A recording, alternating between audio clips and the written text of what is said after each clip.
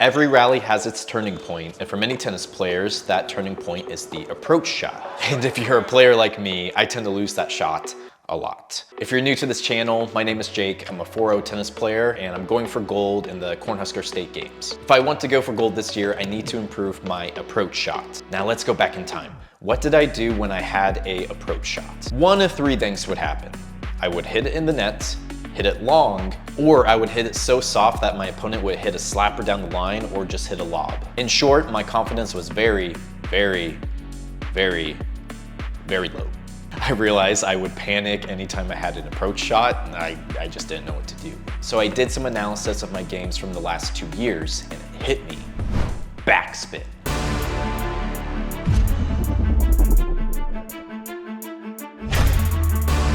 I have 2 opponents that consistently beat me, specifically on the approach shot, and they use a lot of backspin.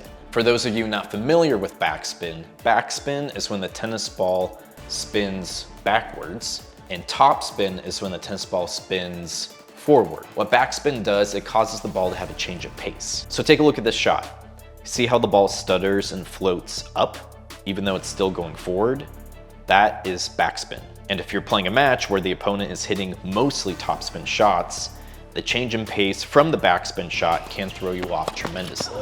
My opponents also have a tactic of hitting in a place that I like to call no man's land, which is right here. Anytime this would happen, I didn't know whether to push up to the net or stay back and go back to the baseline. So the ball landing in this area caused me to hesitate, and pairing that with the backspin, it's no wonder I missed that shot every single freaking time. I was thinking to myself, how am I gonna train for this? Right now, I don't have access to a coach, which doesn't really matter. I can't afford one right now anyway, but I do have access to a ball machine and my mind. When I was trying to work all this out, another memory hit me. This match I played against this high school kid. It hit me because I lost the match. Not salty at all, whatever. This kid destroyed me with his approach shots. By the time I figured out what he was doing, it was already too late. The match was too far gone. His tactic was to charge me.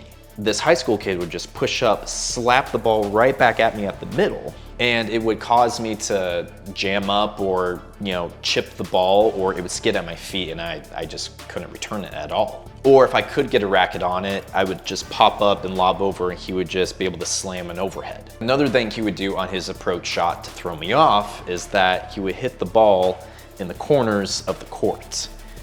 Yeah, he was a super talented kid. Then I remembered playing my other opponents. Anytime I would win my approach shot, it was because I would hit it at their feet or right down the middle. So that's my new game plan.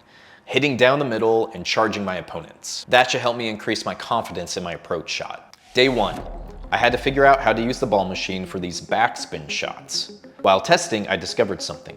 Ball height. How high is the ball rising after it hits the court? After some experimenting, I broke it down into 3 categories: below the hips, torso, and above the shoulders. Each one of these heights changes my approach motion. Yep, there it is. Okay, I'm gonna go see the height on that level, see how it looks. That's the height I wanna be at. Yep, right in the armpit.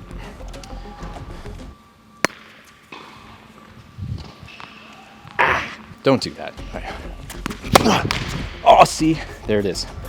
That one was a little low. Restart.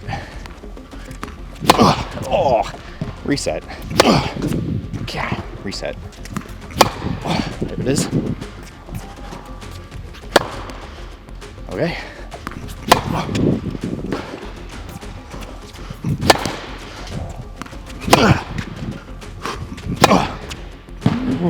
Reset.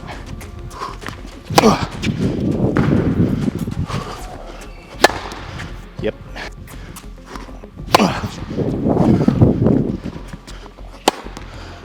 Let's go high. Let's go like head level, so above the shoulder. We'll see how that goes. Above the shoulder. I think we found it. Yeah, that's going right at my eye level. So I gotta figure out that timing and spacing of, do I hit the ball completely at its peak? Do I take it on the rise just a little bit? I don't know. Let's figure it out. Okay, reset. Big reset. Oh, long. Spacing. Bam! Gosh, dang it. Might be harder than I thought. I thought this would be the easier one. Oh, there it is. Oh. Long, whatever. This is why we practice. Oh.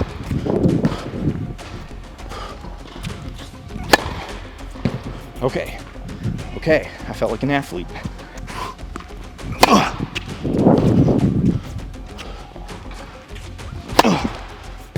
Okay, I like it. I'm hitting that corner consistently with the overhead.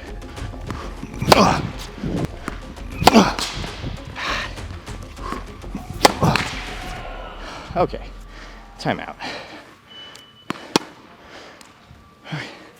So that over the shoulder shot is a lot harder than I thought, because it's this weird mix of, since the backspin on the ball is causing it to kind of float, kind of drop, the timing feels way different than when topspin's coming at you. That's always kind of consistent, especially after you get used to playing the other player. I feel like I have to switch up my timing almost with every shot, which I guess that's good practice, because that's what the guys are doing on the other side. You know what, since it's a high ball, let me focus on the peak, hitting the ball at its peak, try to get that timing down, because if I can get that timing down, then I can adjust my swing to either hit a little higher or a little lower so that the ball goes over the net, but not too long. Peak! Oh, yeah, that felt good. Oh. Yeah, okay. I'm gonna call out peak so I remember. All right, peak. Oh yeah. Yeah, baby. Yeah, okay. I like it. Oh, damn, okay. Did I just figure it out? Okay, that's feeling really good. That might be the secret sauce there. Go for the peak. Peak. Oh.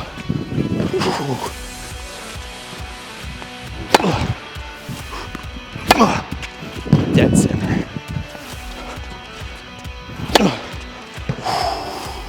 Wow, that works really well. Just go for the peak. She knows. That's feeling really good. That feels really consistent. It gives me something to focus on too, which I like. So I'm not just like guessing the whole time. So let's do a few more, see if I can solidify that. Peak.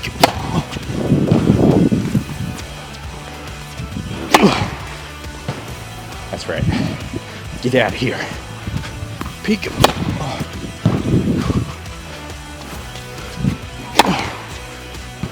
Yeah. Spacing. Peek.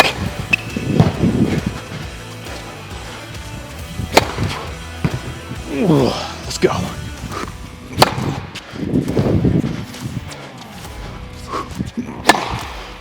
I feel like a monster.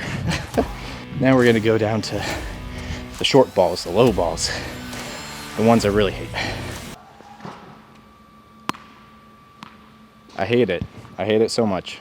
I don't know if I'm gonna have to hit a slice or drop shot with this just because of how low it is. I might be able to get under it and kind of do one of those pivoting shots, you know, but I have a feeling hitting it really hard down the middle is not gonna work, but I'm gonna try it out, see if I can get it to work. Frame, way to frame it on the first one. Gotta get low. Wow, 2 for 2. Okay, nice and controlled. And volley. Okay. Oh, long. Long.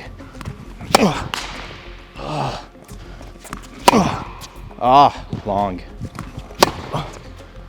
Wow, those low balls are messing me up.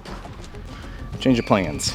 Those shots are not working out for me whatsoever. So let's switch it up to, if that ball is low, it's either my forehand or maybe my backhand side. Maybe I work on my drop shot. But I've tried those before in the past with these guys, and they're so fast. They can get to the net pretty easily before the ball even hits a second time. So I don't know. I'm gonna mess around and see if I can find anything that clicks. Let's just experiment a little bit. Okay, that's That gives me time to get to the net, just a slicer to the corner. I don't know. Let me try some backhand stuff. No, they can get to that.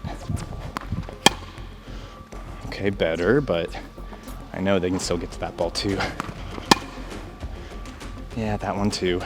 So since the ball is that low, slices do feel a lot better than trying to hit a forehand, but it's not aggressive like the other two shots.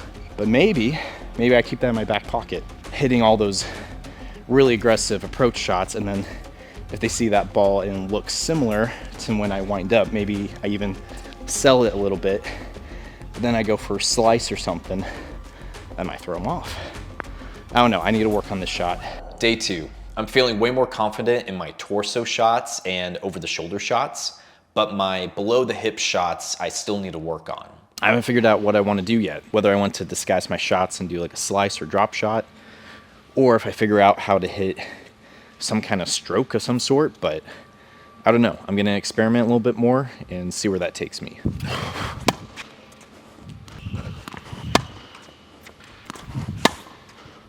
Okay, that's better.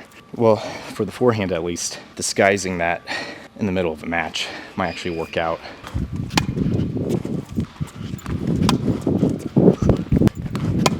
There it is. All right, I want to try something. I want to try a aggressive slice instead of just like a drop shot, and try to go for the corners instead of down the middle. See what that does. Ah, there it is. That's the one. There it is. A little long.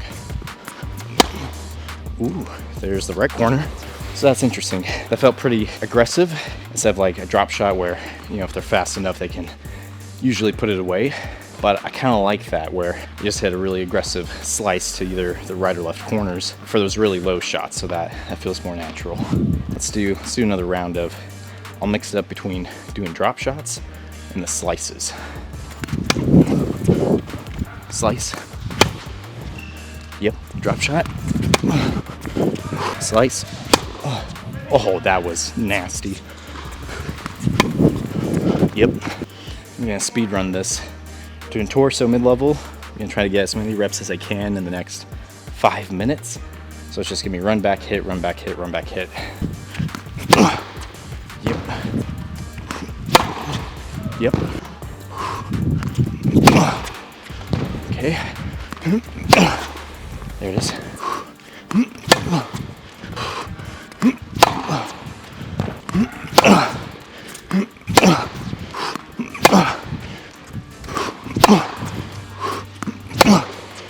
Now I need to do head level, shoulder level, whatever. Peak. I need to go for peak. Peak! Oh, that didn't bounce as high as I thought. Peak. Peak. There it is.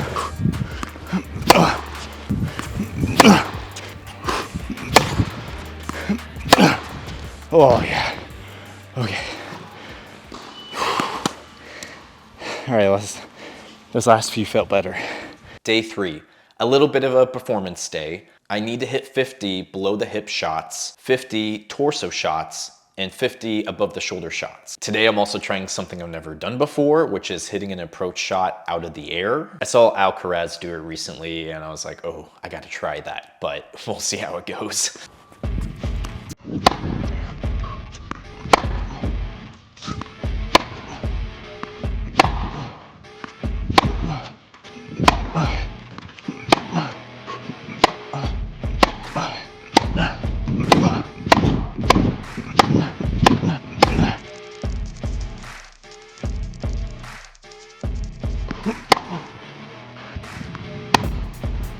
One. 15. 27.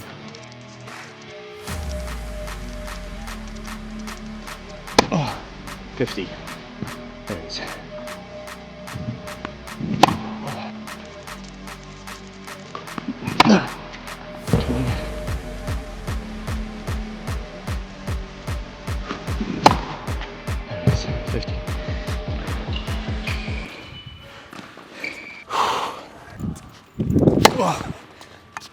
feels awful. Okay. This is new territory for me.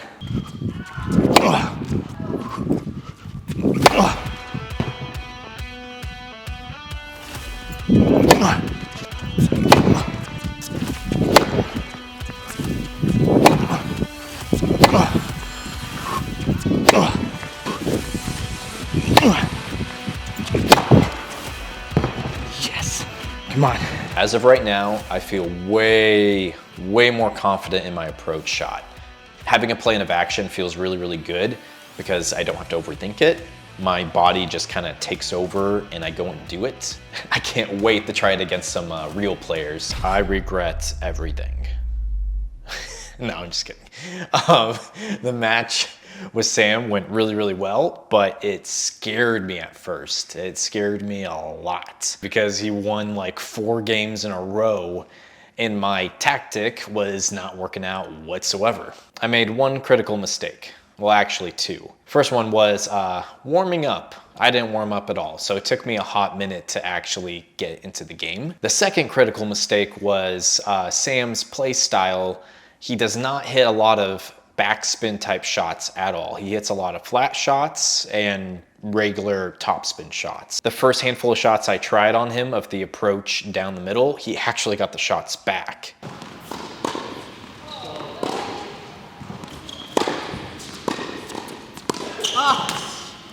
I felt so good on that one. Gosh, you got it.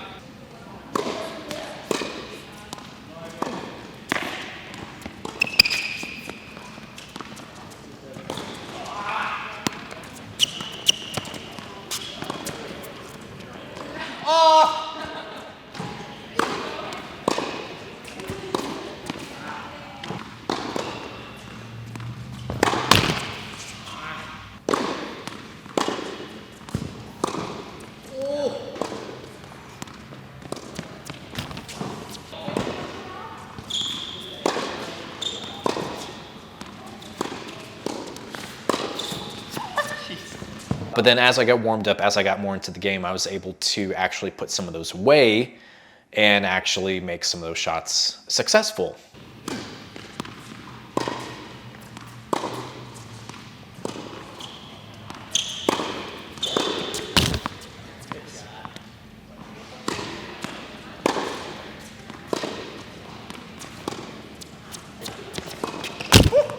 There it is.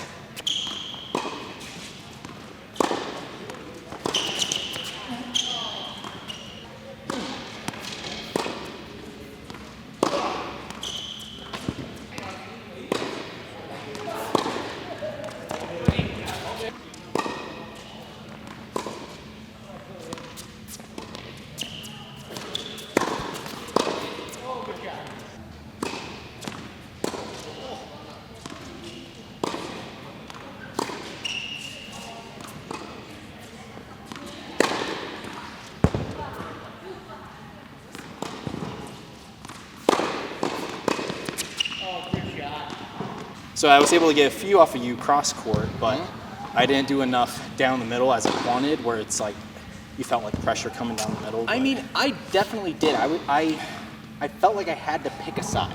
Oh. And so instead of, I think you may not have noticed it as much because, yeah, I was floating in the middle, but I felt like I kind of had to choose a side because if I didn't, it was going to go into my body. Oh. And I wasn't defending well, so I had to pick kind of a forehand and you would gut it up the line, or I'd get one up the middle that I'd have to defend and pop it back, but I'd have a better chance if I chose one of the sides. Chose one of the sides. Gotcha. That's at least how I thought I was playing that. Gotcha. But yeah, no, I definitely had to adapt to the way you were doing that. So I think you were successful when you were doing it. Sam played really well. He had a lot of good shots on me, and I had a few good shots as well. And I think I'll keep this tactic up, try it against a few more players, and we'll go from there. Thanks for watching, like and subscribe, and let's go for gold.